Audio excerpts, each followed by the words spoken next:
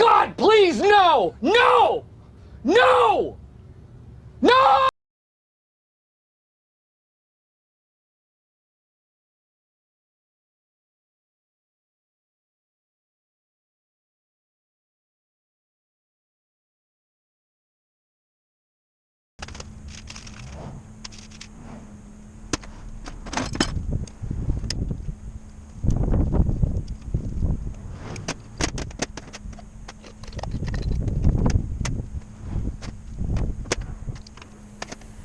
You can make believe it happens, or pretend that something's true.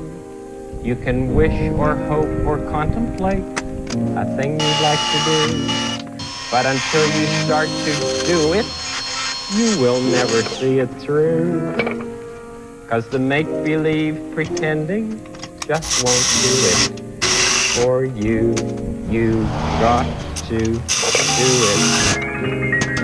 Every little bit, you've got to do it, do it, do it, do it. Then when you're through, you can know who did it, for you did it, you did it, you did it. It's not easy to keep trying, but it's one good way to grow. It's not easy to keep learning, but I know that this is so. When you've tried and learned, you're bigger than you were a day ago. It's not easy to keep trying, but it's one way to grow. You've got to do it. Every little bit, you've got to do it. Do it, do it, do it. And when you're through, you can know who did it, for you did it. You did it. You did it.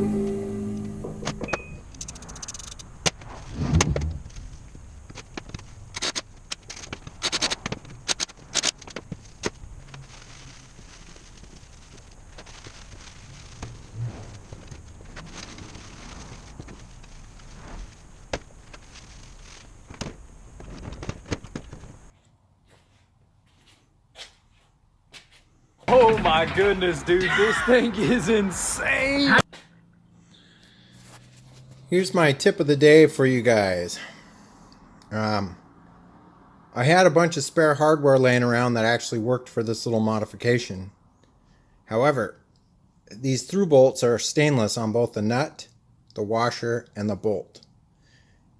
If you use stainless, mark my words, because I've made this mistake before, make sure you put something on the threads. I don't care if it can be Loctite, it can be grease, it can be moly lube. Put something on it, because what happens with stainless, and they're notorious for this, is you'll go to tighten it to the correct torque and it'll never come off again, because stainless is notorious for galling the threads when you don't lubricate it. So that's my tip of the day for you. This modification wasn't too bad. At first I couldn't figure out if I bought the wrong part or what the deal was.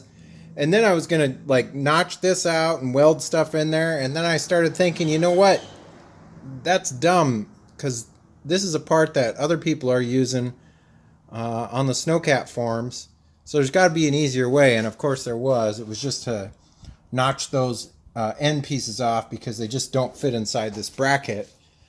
Surprisingly enough, the bolts and everything line right up. So I don't remember the part number. I bought these so long ago because they were on eBay for like 40 bucks each, but I believe they are a master cylinder out of a Ford Falcon van. So like a 1960s, I believe it's a 1960s van. You have to correct me if I'm wrong down in the comments there, but I think that's what it is. Anyhow, this is a pretty much a done deal for a modification here. Like I was saying, I had all the hardware laying around and I just had to clean up everything else. So I had to clean up the pins on these, put new cotter pins in, put new washers on. I ran a drill bit down through these assemblies. These are all one piece. They're press fit together, so I wasn't able to take those apart 100%. I put new grease fittings and everything there. aside from that, you know, most of my day I come out here and I start out and I just brainstorm. So, like for instance, this morning I threw the old alternator on, which by the way has locked up bearings in it, or the bearings are really bad in it. It's really hard to turn. So I have something on the way that's going to fix that, and it's also going to be an upgrade, and I'll show you that in an upcoming episode.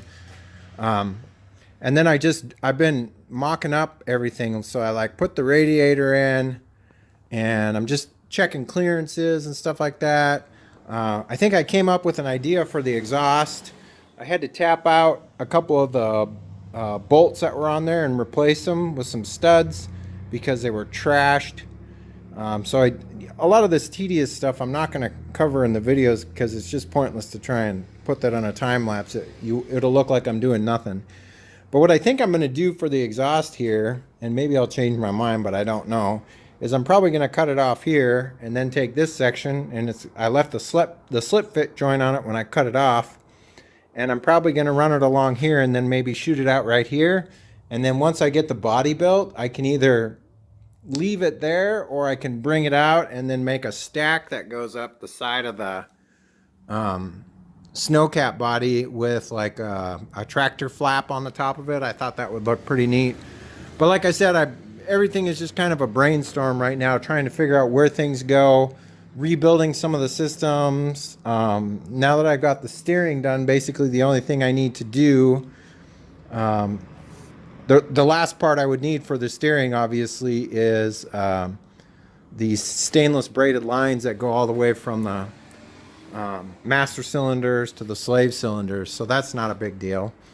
But yeah, this is pretty much my day is coming out here and just looking at things and seeing what's going to work and what's not going to work, because I definitely do not want to backpedal now that I've gotten this far. If I make a mistake on something, I'm going to have to go back and fix it, and I'm trying to avoid that. So, but I think that's going to be it for today, guys. It's starting to get pretty warm here. It's supposed to be 80 degrees, and then tomorrow it's supposed to be 86. So, and of course I've got some video footage to edit. So, if you guys like this video, give me a thumbs up. If you're not subscribed yet, I'd love to have you as a subscriber. Hit that little bell for notifications on some upcoming episodes, and stay tuned for more of the Rusty build. But other than that, guys, take care, and I'll catch you next time. See you later. Bye-bye.